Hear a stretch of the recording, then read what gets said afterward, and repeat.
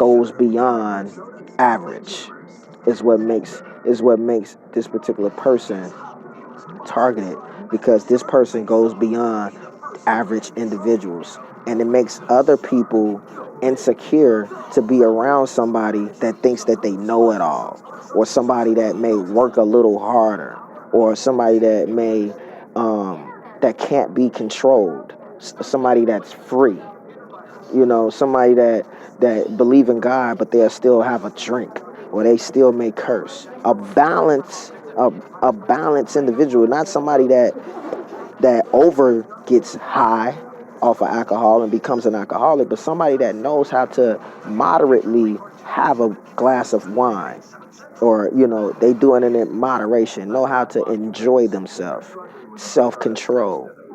These are attributes that targeted individuals may possess, and they don't want these targeted individuals to know these are the reasons why they are being attacked, simply because these individuals possess so many gifts, so many different potentials, so many different attributes, that they feel like they want these particular individuals to struggle, because these other things had became easy to them. Those other attributes came easy to them, so now they want to create an experience that's hard for them. They want to create an experience that's hard for them, to see how are they going to react to this, how are they going to respond to this.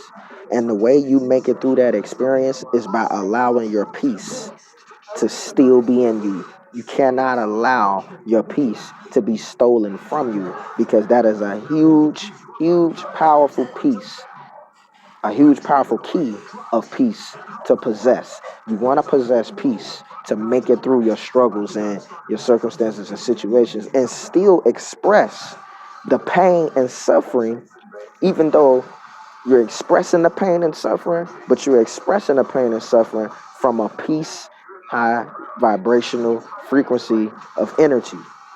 So you may be expressing how being homeless, or how struggling, or how neglection or rejection or being ignored or not being recognized, you may express those struggles, but you're expressing it from a peaceful point of view, and not from a point of view where you want to harm someone, or where you want to cause some type of destruction because of these struggles. See, because you have to always take into consideration of how people feel about how God, or the source beyond us, created them, far as physical form wise. Like, for an example, people that may be overweight, or people that may be small, say for an example, these individuals were talked about as if they're not beautiful. Say a person that's overweight is talked about as if they're not beautiful.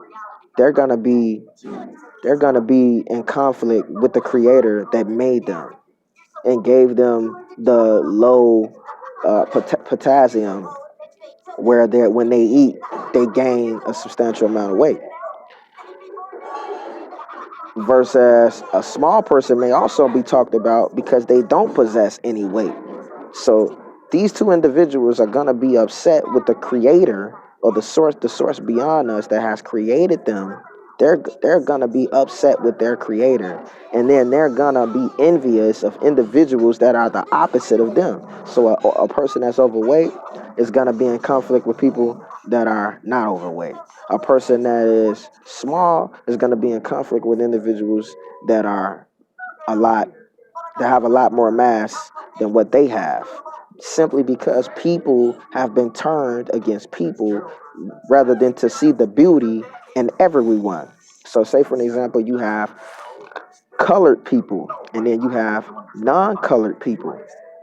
Rather than these two entities to see the beauty in both of them, they've been turned against each other. So the colored people have been turned against the non-colored people, because the non-colored people have been turned against the colored people, and keeps the two divided, and rather than for them to see the beauty in each and every last one of them so that they never unite. Well, now it has gotten a lot better than what it has been in our history and our past of what we study. But they're trying to keep the history alive. They don't want us to never overcome prejudiceness or racism. Prejudiceness is not just color. Overweight people could be prejudiced toward small people. Small people could be prejudiced toward overweight people. People look at prejudiceness and racism in a box, when prejudiceness and racism is just two titles that you use for individuals that's against another individual that's not the same as them. Race being color, prejudice being different for whatever reason. Everybody possesses some type of prejudice or some type of racism simply because they may not like this because of this, or they may not like that because of that. In order for an individual to in order for an individual to overcome is to feel beautiful, to love themselves. When you learn the power of loving yourself, you learn the power of loving others around you, regardless of their race or their nationalities or any of that. And then you become an outsider, an outcast, because you're not standing with the people that does possess prejudice, or you're not standing with the people that does possess racism. People ask me all the time, do you believe racism still exists? Yeah, it only exists simply because the people you have people that's knowingly racist, and then you have people that are unknowingly racist. They don't even know that they're racist. They only know about the people that's knowingly racist. Like you have the unknown, and then you have known, and everybody tries to make it seem as though there's something different from everybody else when we're 100% exactly the same. We just look different, sound different, we may eat different, but we are 100% exactly the same. The only thing that makes us different is how we look, think, and feel. Other than how we look, think, and feel, we are 100% exactly the same. If you was to take away how we feel, if you was to take away how we look, and if you was to take away how we think, we would 100% be exactly the same. We would all eat the same. We would all drink the same. We would all sleep the same. And we would all live the same. But the fact that we've been given feelings, the fact that we've been given an identity, and the fact that we've been given an opinion of the feelings and an opinion of the identity, we think that our identity is the best identity, and we think that everything about us is the greatest and everything about somebody else is less, rather than to see the beauty within yourself and the beauty in others. It makes us a less humanity.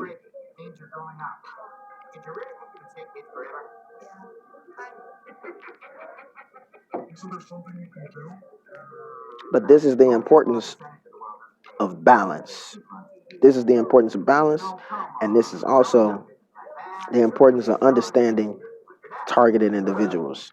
Another thing about being targeted is when you get a high frequency of intuition, when your third ear activates, your third ear activates, and your third eye activates. Sometimes you have to cast out your third ear, and sometimes you have to cast out your third eye, simply because if your third ear offends you, then you should cut it off. If your third eye offends you, then you should cut it off, because everything that you hear is not necessarily against you, but it's being used against you, because you don't understand that it's not about you.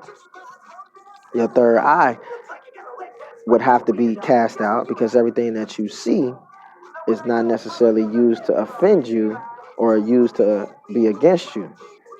But if it offends you, and if you feel as though that it is against you, then you have to cast it out and cut it out, simply so that you do not allow yourself to be against flesh and blood, or the things that you hear, or the things that you see. If you don't allow the things that you hear to offend you or be against you, or the things that you see to offend you or be against you, then you have overcame the attacks of spiritual tests, and temptations. They can't fuck with you. Literally.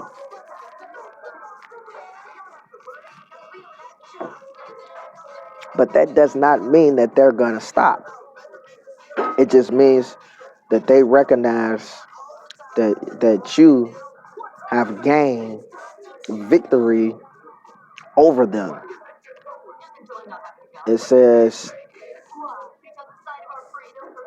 those that overcome the world will have access to the tree of life, which is in paradise.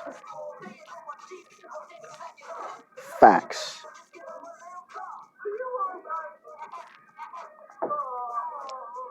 Sometimes you'll recognize that they'll begin to believe that you've become an ally or an enemy to them. And then they'll begin to listen to your teachings and your philosophy. And then they'll begin to allow your words to attack them. You could be talking and saying things, and then they'll begin to believe that what you're saying in a positive sense, they'll begin to receive your positivity in a negative because they're so negative and they're so demonic or so evil that they can only receive in a negative realm, that they can only feel in a negative realm simply because they've been working so hard to put you in a negative energy or in a negative spirit that they've allowed themselves to only see, feel, and think negative, even when you're talking positive as a targeted individual. So when you all receive this message, call on your name. Call on your name. Raise yourself from the dead. Thank yourself for everything that you've gone through, everything that you've been through.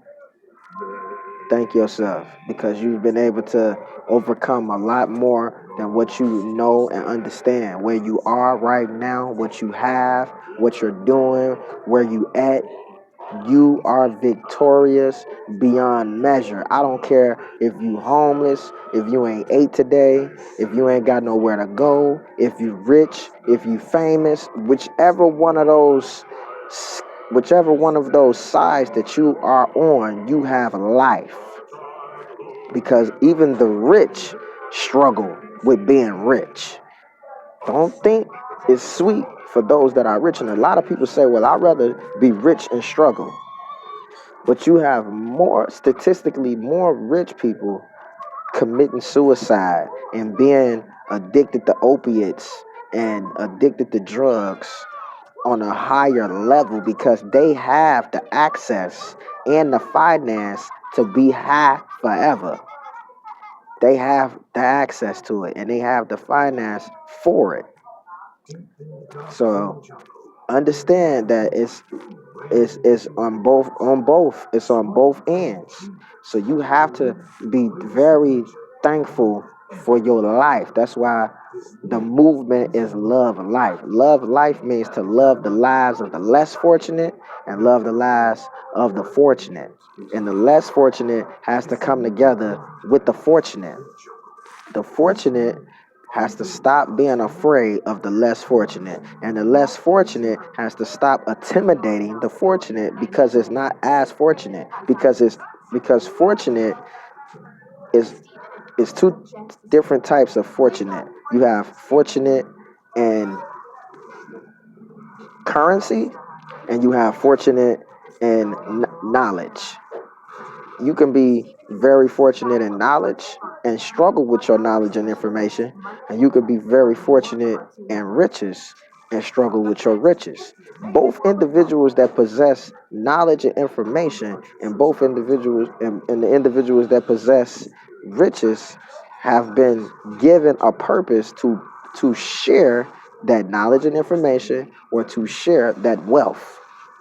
Both individuals are evil if they're not sharing what they have gained. If they're not sharing what they have gained, they are evil among the people. And that's how they become unchosen.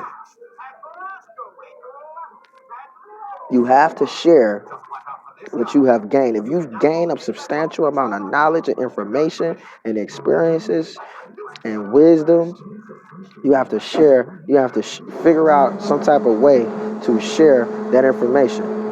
If you've gained a substantial amount of wealth, you have to figure out a way to share that wealth, whether you're sharing that wealth among your people, charities, less fortunate children, and foreign countries that don't have access to clean water or don't have access to clean fruits and vegetables. If you want to provide your wealth, and that way you have to figure out a way to share what you have. Individuals that feel like they don't have anything to share, those are the individuals that are lost and confused. Individuals that feel like they don't have anything to share or they don't have anything to give, those are the individuals that are lost and confused. Because as long as you have life, you got something to share. Because your life is what makes you love. And how you choose to love represents the life that you're living. Love life means to share your life. The sun shines his light, whether it's snow, whether it rain, whether it is a tornado, or what. No matter what, the sun shines his light. No matter what, the sun shines his light.